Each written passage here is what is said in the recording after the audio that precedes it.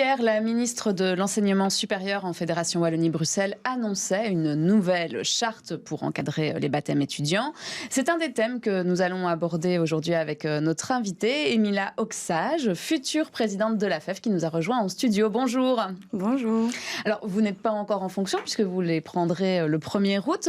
Il faudra encore donc attendre un petit peu, mais est-ce que déjà vous êtes plutôt satisfaite de cette nouvelle charte et de cette volonté d'encadrer un peu plus les baptêmes ? Oui, on est entièrement satisfait d'avoir un cadre général pour tous les cercles, pour qu'ils puissent prendre ces aides pour pouvoir les appliquer dans leur cercle.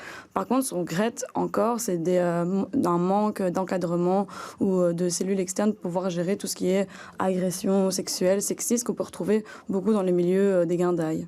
Alors quand vous dites un manque d'encadrement, vous espériez quoi ? Mais en fait, ce qui se passe actuellement, c'est qu'il y a beaucoup de plaintes, il y a beaucoup de femmes qui sortent sous silence grâce au compte Balance ton porc. Ces plaintes-là ne sont pas forcément suivies. On n'a pas forcément un suivi des plaintes disciplinaires, donc on ne traite pas forcément les agresseurs et ni les victimes n'ont pas forcément d'accompagnement psychologique. Et voilà, on en a beaucoup parlé ici à Bruxelles, notamment à l'ULB, dans la commune d'Ixelles. Dans cette charte, effectivement, on voit que l'accent n'est pas mis sur cette problématique-là. Il y en a d'autres. Les problèmes de bien-être animal, les problèmes de dérives sexistes et discriminatoires sont tout de même bien notés. Le libre choix de la consommation d'alcool. Est-ce que vous avez l'impression qu'il faut prendre le problème à part ou on aurait vraiment dû, pour vous, l'inclure dans cette charte sur les baptêmes étudiants ? Mais ce qui est important, c'est que chaque cercle puisse prendre conscience de ce qu'ils font comme acte et de se responsabiliser par rapport à certaines pratiques. Après, les cercles sont très conscients, discutent avec les établissements et demandent justement un accompagnement, que ce soit pour des formations, pour les aides sécuritaires ou que ce soit pour lutter contre les violences sexuelles. Alors là, pour le moment, une charte, ce ne sont que des mots sur du papier, voire sur un document numérique. L'idée, c'est d'avoir une réunion à la rentrée entre les autorités académiques et les différents responsables de cercle. Vous serez présent, vous, à cette réunion ?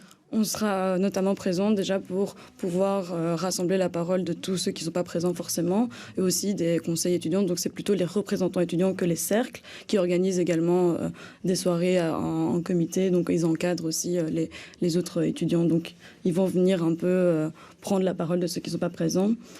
Voilà, parce que la première étape, c'est donc de se mettre d'accord sur cette charte, de l'écrire. On voit déjà que pour vous, on aurait pu insister sur certains autres points.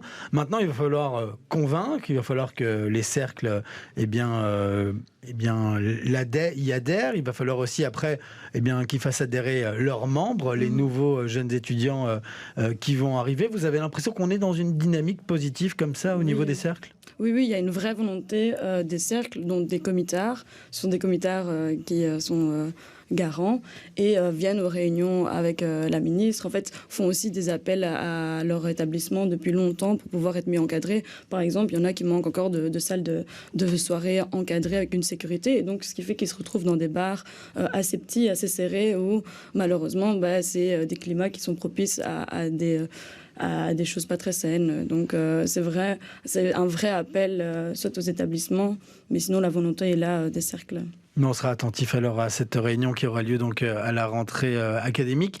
Une autre thématique qui est tombée ces derniers jours concerne les résultats des étudiants. Alors, il y a eu toute une polémique du côté de l'UC Louvain, de la faculté de psychologie, mais je sais que vous préférez réagir de manière un petit peu plus large, on va dire, sur la difficulté pour certains étudiants, de manière assez large, à réussir une année académique. Pour vous, comment on en arrive là, même si on ne parle pas de ces chiffres de l'UC Louvain où c'était vraiment dérisoire, mais de manière générale, comment est-ce qu'on peut faire pour que les études ne soient pas trop compliquées pour certains ?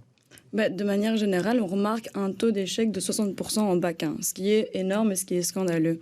Une des causes les plus principales, c'est les étudiants les plus précaires qui vont être pénalisés parce qu'ils viennent de critères socio-économiques plus défavorisés, mais ils viennent aussi d'un enseignement qui est très inégalitaire. En Belgique, l'enseignement obligatoire est un des plus inégalitaires, ce qui fait qu'en enseignement supérieur, le retard à rattraper est parfois impossible et donc on voit un taux d'échec élevé et surtout un manque d'encadrement. À l'UCL, ce qu'on a eu avec le taux d'échec énorme qui s'est fait dévoiler, c'est qu'il y avait des modes d'évaluation, des modalités d'évaluation pas justes, donc qui dépassaient un certain seuil de réussite, et surtout des gros cours de 14-15 crédits, qui fait que les étudiants vont avoir beaucoup de mal à réussir leur première session. Et avec la réforme de paysage qui arrive maintenant, ça va vraiment être un vrai nettoyage. D'abord des étudiants les plus précarisés et quelque chose qui vise pas forcément la réussite. Et donc, ça sera ça votre principal objectif en tant que nouvelle présidente de l'AFEF ? Notre principal objectif, ça va être surtout de lutter contre cette précarité étudiante, de baisser le niveau de prix des études. Donc on voit avec l'inflation que beaucoup d'étudiants sont impactés et surtout aussi, en plus de lutter contre les violences, contre le harcèlement sexiste, ce qu'on peut retrouver dans le milieu de la guindaille, comme vous en avez parlé au tout début. Emilia Oxage, merci beaucoup d'être venue en studio. Et puis, bonne prise de fonction alors le 1er août prochain. Et on aura certainement l'occasion de vous recevoir à nouveau pendant votre année de mandat.